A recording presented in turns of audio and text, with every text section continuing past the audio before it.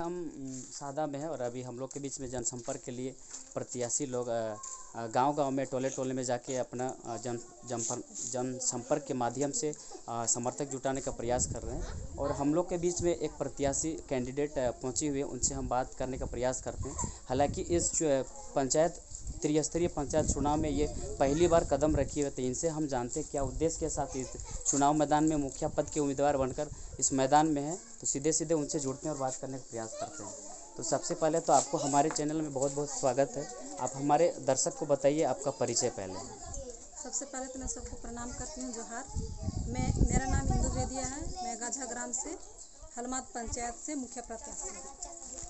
आप किस विचारधारा के साथ, क्या उद्देश्य है चुनाव मैदान में मुखिया पद के उम्मीदवार के रूप में आज चुनाव मैदान में दिख रहे हैं? क्या उद्देश्य है आपका?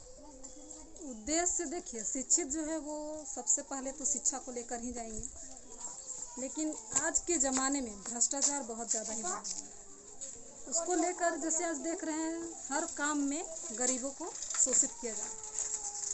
तो मेरा सबसे ज़्यादा उद्देश्य गरीबों को साथ में लेकर उनको आगे बढ़ाना है। साथ ही साथ जितने वृद्ध व्यक्ति हैं उनको भी बहुत ज़्यादा शिकायत आता है कि मेरा वृद्धा पेंशन नहीं बना है, जबकि वे 60 साल से ऊपर हो चुके हैं। सरकार तो हर वृद्ध व्यक्ति को वृद्धा पेंशन का लागू करने का आदेश दिया है। जब उनका आदेश है तो फिर उनका पैसा क्यों खाया जा रहा है? क्या उनको अधिकार नहीं है वृद्धा पेंशन का? जब सरकार उनको दे रही है तो उनको दीजिए ना भाई। 5 साल के दरमियान में जो कार्यकाल 5 साल का ख़त्म हो चुका है, जो लोग प्रतिनिधि पहले वो लोग जो थे वो लोग का काम किस तरह रहा? आप भ्रष्टाचार, अगर आप बात किए भ्रष्टाचार वर्ड जो निकाले हैं, तो किस तरह से उसको देखते हैं? भ्रष्टाचार यदि कहें तो आजकल देख रहे हैं, यदि कोई भी काम हो रहा है तो पहले पैसा मांगा जा रहा है, जो कि उनको नहीं करना चाहिए। सरकार उनको योजना दे रही है किसी काम के लिए, चाहे वृद्धा पेंशन के लिए हो, चाहे कुआं के लिए हो, चाहे इंदिरा आवास के लिए हो, तो उसके लिए भी उनसे पैसा लिया जाता है कि नहीं पहले पैसा दीजिए तब हम आपका काम आगे बढ़ा देंगे। अगर सरकार तो गरीब को देती है ना, वो तो उनको गरीब को फंड दे रही है। मुखिया को या किसी उम्मीदवार को तो नहीं दे रही है पर्सनली कि आप लीजिए ये पैसा और उनको काम कीजिए। तो मुखिया का काम है, आप उनका काम कीजिए ना, वो खुशी से आपको देंगे, खुशी से देंगे।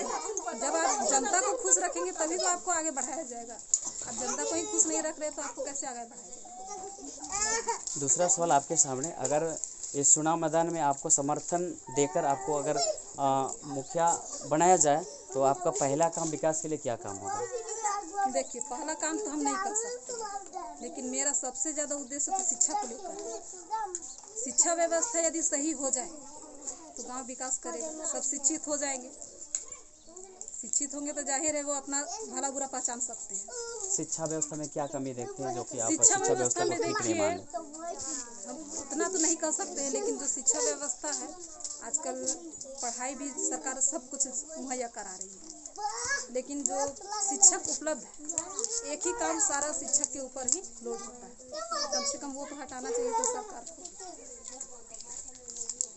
यदि वो सरकार सारा काम, जैसे अभी इलेक्शन ड्यूटी के लिए भी उन लोग को दिया गया, वो इलेक्शन ड्यूटी करेंगे या फिर बच्चा लोग का भविष्य के बारे में सोचेंगे। खैर तो अभी गर्मी छुट्टी चल रही है इसलिए तो दिक्कत नहीं है, लेकिन उनका MDM जो बनता है उसका रिपोर्ट देना पड़ता है, हर चीज़ का रिपोर्ट उनको बनाना पड़ता है, वो लोड ज़्यादा हो जाता है। यदि सरकार उसको कम कर तो शायद वो शिक्षा के ऊपर ज़्यादा ध्यान देता, बच्चों को और ज़्यादा शिक्षित करता। दूसरा सवाल आपके सामने, समाज के क्षेत्र में किस तरह से आपका संबंध है, कैसे आपको पहचानता है? समाज के क्षेत्र में अधिकांशतः मुझको एक शिक्षक के रूप में ही जानती हूँ, क्योंकि मैं प्राइवेट स्कूल की टीचर रह चुकी हूँ। अभी लॉकडाउन के चलते मैं छोड़ चुकी थी, लेकिन अभी भी बहुत कोई कहते हैं, लेकिन मैं जा नहीं पा रही हूँ। अगर जनता जानना चाहे तो कहाँ मतलब टीचर के सेक्टर में आपने सेवा दे चुके हैं, थोड़ा सा आप जनता को बताएंगे। मैं शादी से पहले हजारीबाग में रहती थी, वहाँ प्राइवेट टीचर थी, और शादी के बाद यहाँ मैं गेड़ेबीर जानते हैं वहाँ पे पढ़ाई करती थी। और मैं थोड़ा सा पीछे आपका ध्यान ले जाना चाहता हूँ, जो 5 साल का कार्यकाल रहा वो आपके नज़र में कितना सही रहा?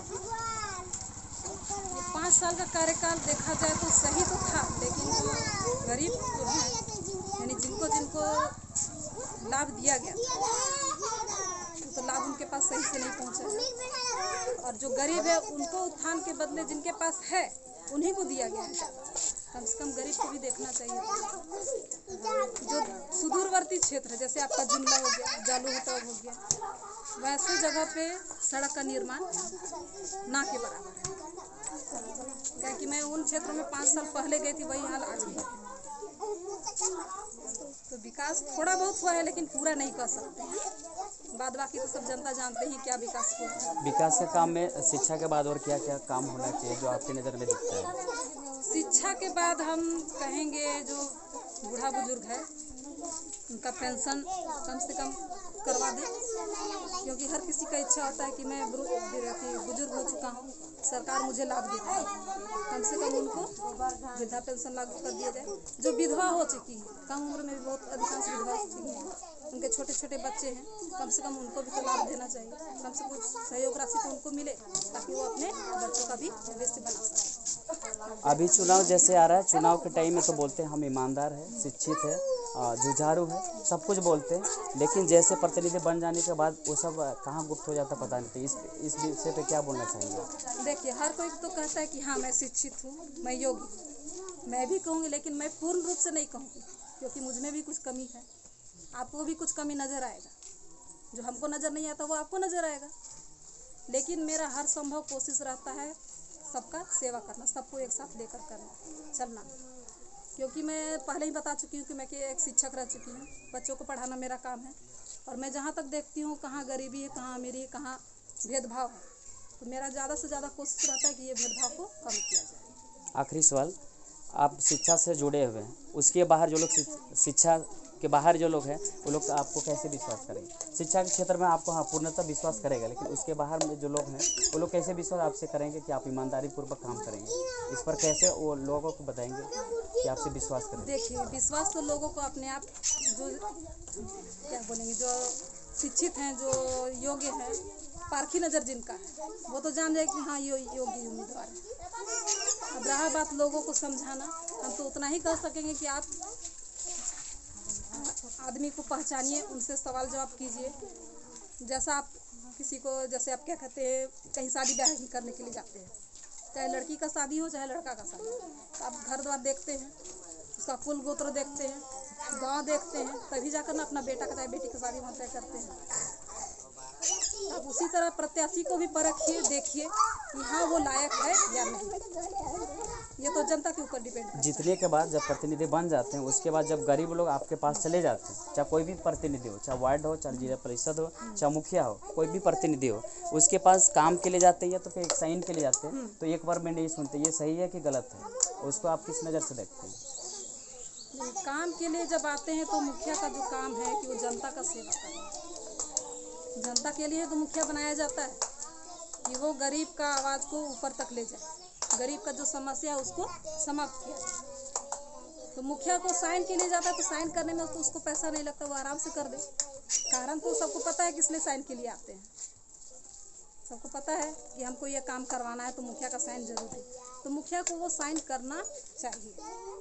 आज जिस तरह से गांव-गांव में जा रहे हैं, घर घर में जा रहे हैं और एक समर्थन और एक वोट के लिए आए हैं, तो क्या दोबारा ऐसे जीतने के बाद आएंगे कि नहीं इसी तरह? देखिए, आज तो हम आए हैं, यदि हम योग्य हैं तो हमको दोबारा आने का जरूरत नहीं होगा, जनता खुद हमको लेकर आएगी। यदि हम योग्य हैं तो जनता खुद हमको खड़ा करेगी कि आइए आप हमारा प्रतिनिधि कीजिए, और यदि गलत है तो जनता मेरे पास नहीं आएगी। जनता जानना चाहेगी, अगर आप जीत जाते हैं, बन जाते हैं, अगर कभी बुलाया जाए तो आप नहीं ना कहेंगे कि हम बिजी हैं, रात है, ऐसे? देखिए, जब जनता बुलाएगी तो हमको तो जाना है, क्योंकि हम जनता के लिए खड़ा है, हम अपने लिए तो खड़ा नहीं ना है। जनता हमको बुलाएगी तो हमको जाना ही। जैसे अभी कोई बुजुर्ग वो नहीं जा सकते, तो हमको उनके पास जाना है, वो तो खुद मेरे पास चलकर नहीं ना आएंगे।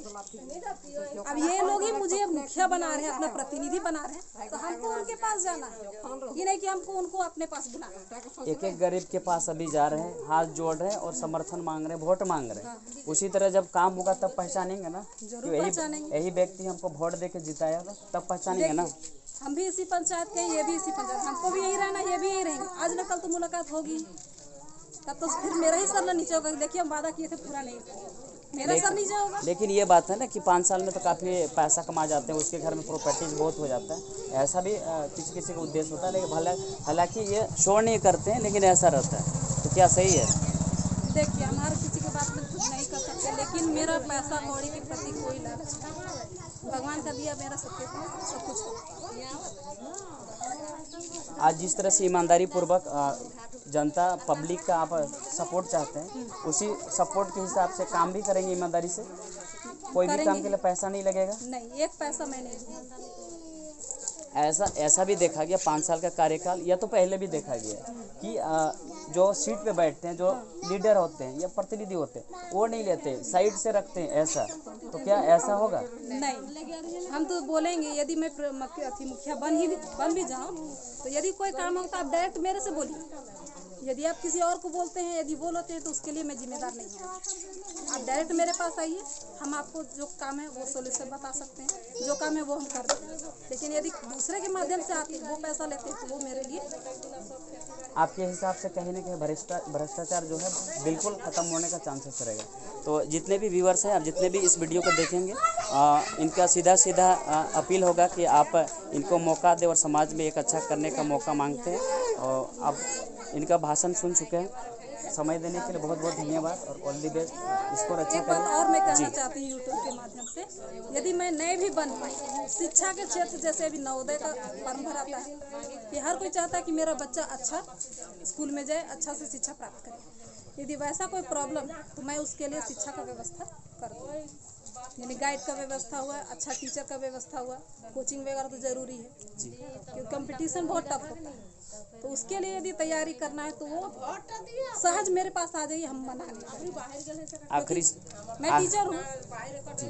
आखिरी सवाल आपके सामने, इस चुनाव में किस तरह का कैंडिडेट चाहिए? आप जो मतदाता होंगे उन लोग को बताइए सीधे कैसा उम्मीदवार को चुनना चाहिए? उम्मीदवार आप वैसा ही चुनिए जो शिक्षित हो, योग्य हो और जो आपके साथ कदम से कदम मिलाकर चले, जो आपके साथ चले, यानी कि वो अपने अनुसार आपको चले। आपको मुखिया को अपने अनुसार चलाना कि हाँ मुझे ये प्रॉब्लम है, आप मेरा ये काम करो, लेकिन गलत काम के लिए उकसाइएगा मत। पुनः धन्यवाद ना समय देने के लिए। और काफ़ी समर्थक के साथ ये गांव-गांव में जाकर जनसंपर्क कर रही। ज़रूर इनका बातों को समझेंगे और इन्हें एक बार मौका देने का प्रयास करेंगे। धन्यवाद।